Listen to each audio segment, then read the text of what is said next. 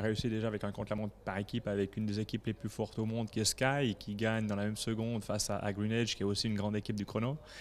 Derrière, on a deux magnifiques victoires de Michael Albazini qui confirme sur le Tour de Romandie qu'il est l'un des meilleurs coureurs, en tout cas de semi-classique ou d'étape de baroudeur, avec la prise du maillot jaune. Donc un Suisse en jaune, c'est toujours très très bien.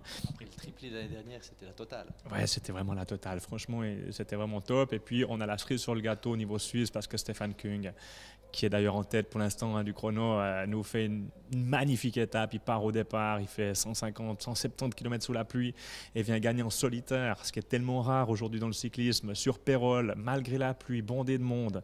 Donc voilà, c'était fantastique. Hier, grosse étape de montagne. Je suis vraiment heureux pour Thibaut Pinot, qui joue le jeu du Tour de Romandie depuis toujours, qui vient repérer les étapes, et ce repérage de la Servière, il gagne devant les meilleurs du monde. Il manque peut-être Contador, ok, mais les meilleurs du monde, il gagne devant, il s'impose vraiment costaud sur cette étape du Tour de Romandie. Et donc voilà, aujourd'hui, je pense qu'on a le final en apothéose. On espérait le suspense, on n'était pas sûr avec cette grosse étape de montagne. Ben, on l'a jusqu'au bout. Donc, à part le climat, évidemment, tout est super. Donc pour cette édition jolie, on attend les dernières minutes pour voir le vainqueur.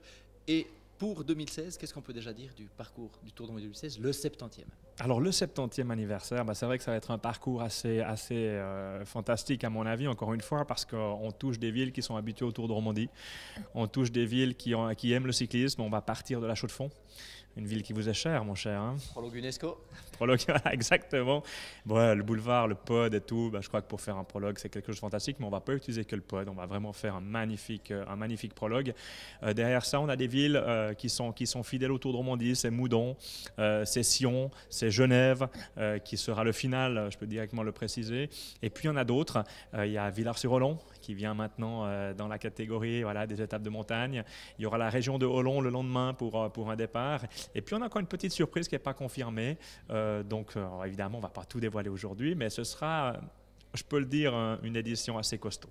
Avec la surprise du 70e. Exactement, la surprise du 70e. Merci et bon final pour cette année. Merci beaucoup. À plus.